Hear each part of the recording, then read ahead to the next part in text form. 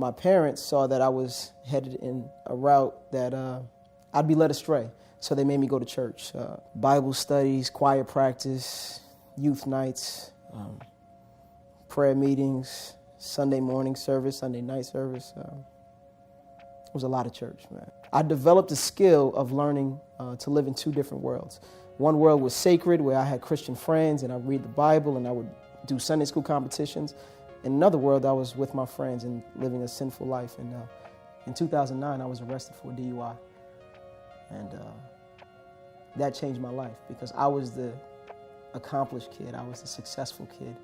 I was the one who the family would hold up in high esteem.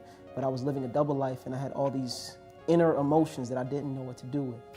And that was where God used my pain to bring me to a closer relationship with Him. To just force me to deal with the truth of my life, and that's when I started searching for answers. And in 2011, I heard a sermon by this guy named Pete Scazzero, and it was as if God was speaking to me through his story of pain and brokenness.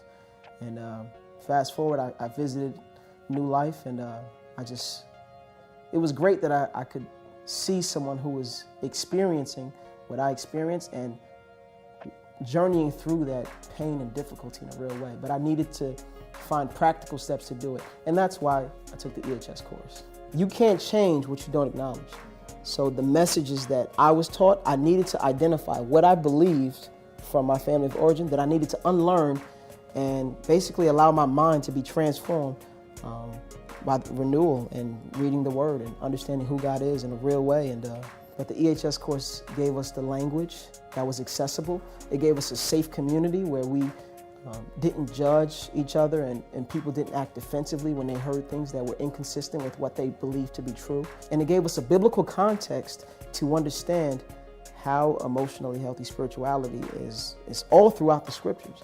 But we just need to draw it out in that community. So it was an amazing course. I would absolutely encourage any and everyone who is serious about their walk with Jesus and looking for a place to be honest about where they are in their walk with God.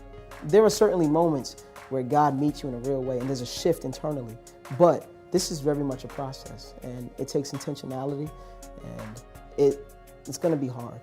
I'm not even gonna lie. It's gonna be hard, but it's worth it. It's worth it for my children, God willing. It's worth it for the community that I'm in, so that I can order my life to contemplate the love of Jesus and to give it out, to be a gift to the world. So EHS changed my life.